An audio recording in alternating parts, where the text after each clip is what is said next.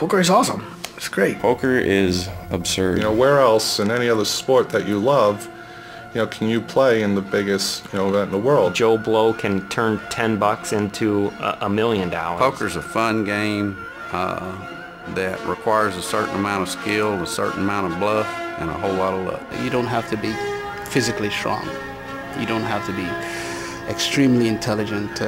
It's an everyday game for an everyday man. It's a roller coaster. It is. Poker is great when you win and horrible when you lose. Poker is good, bad, and very ugly. Poker is something you should do for fun and not for living. It's a living. It's you know, they say it's a tough way to make an easy living. You know, and that's what I love it. It's like sex. Everybody thinks they're the best, but only a few know what they're doing.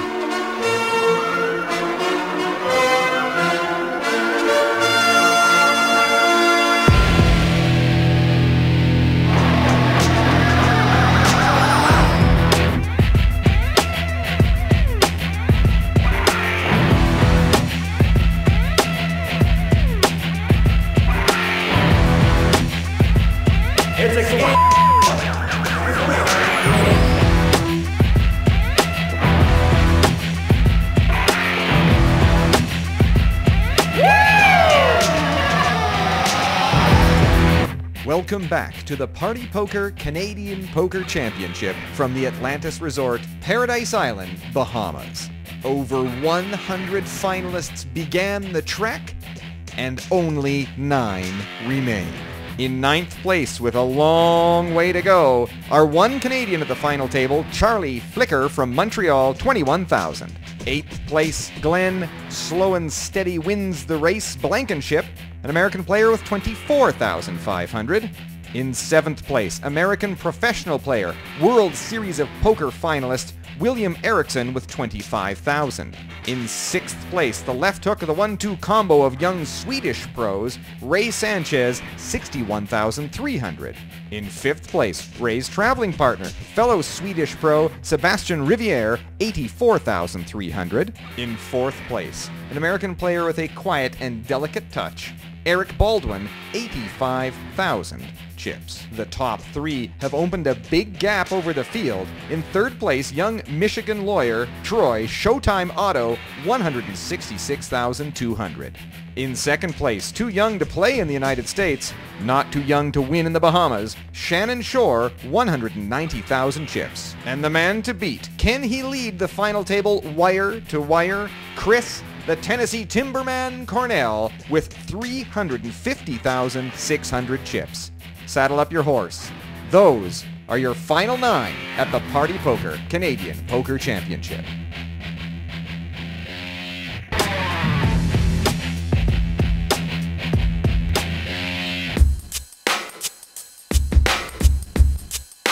Welcome to the Party Poker Canadian Poker Championship here at the Atlantis Resort in the Bahamas. When you see the full access logo right here, you are getting unprecedented behind-the-scenes footage, from the glitz at the head table to intimate moments with the players.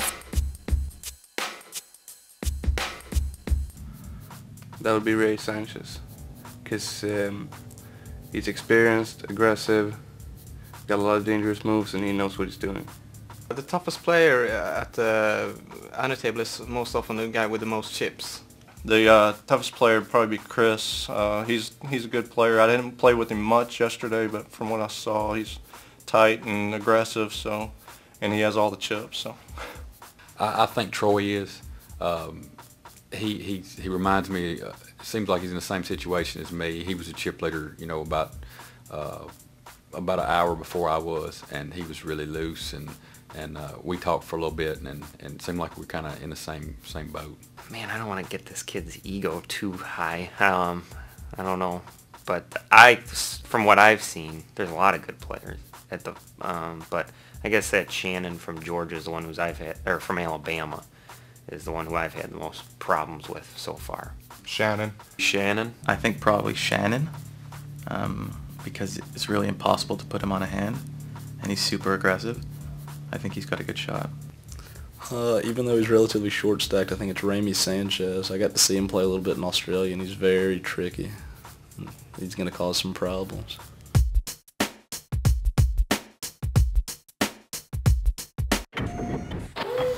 From over 100 finalists, the Party Poker Canadian Poker Championship down to just 9 players. The final table.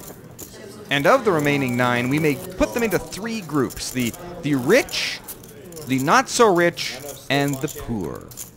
The rich category, including our 3 chip leaders, Chris Cornell, Shannon Shore, and Troy Otto, who have between 80 and 175 times the size of the big blind. Chris, Shannon, and Troy, lots of chips, lots of room to maneuver, lots of weapons at their disposal. The not-so-rich players, Eric Baldwin, Sebastian Riviere, and Ray Sanchez, who have in around 30 to 40 times the size of the big blind, they're looking to double through and bring themselves up among the chip leaders. And the poor, William Erickson, Glenn Blankenship, and Charlie Flicker, who have around 10 times the big blind and are really hoping to pick up a hand right away and get back in it. Ace-3 offsuit for Glenn Blankenship on the button. He will move all in, no surprise, on the button. King-Queen suited. Chris Cornell, a huge dominant chip leader, will make the call. It's a good call. He's calling 16,300 chips into a pot of about 22,000. The only hands he's really worried about are Ace-King, Ace-Queen, pocket aces, pocket kings, pocket queens, and certainly the small stack on the button's going to have a much wider range of hands than that. King on the flop for Chris, and Glenn Blankenship faces elimination at the final table. Will he be the first player out? He's going to need an ace or running flush or running straight. 3 on the turn does give Glenn more outs now. Any 3, any ace on the river. He's got 5 outs. The river card, 9 of diamonds, and our first player eliminated, Glenn Blankenship. Final table now at 8 players. Obviously disappointed, but Glenn did win his way to the Bahamas at partypoker.com. His 9th place finish pays him just over $19,000. So he's taken home close to 20 grand to his home in Houston, Texas. I'm sure it hurts now. The 19,000 and change will ease the pain over time. Glenn Blankenship from Houston, our first elimination, now at just 8 players. Glenn Blankenship, your hometown? Houston, Texas. So yeah, first exit, I think, 3rd hand of the final table. Yeah. I had an ace. It was folded around to me. I had to make a move, try to hope they would fold, but.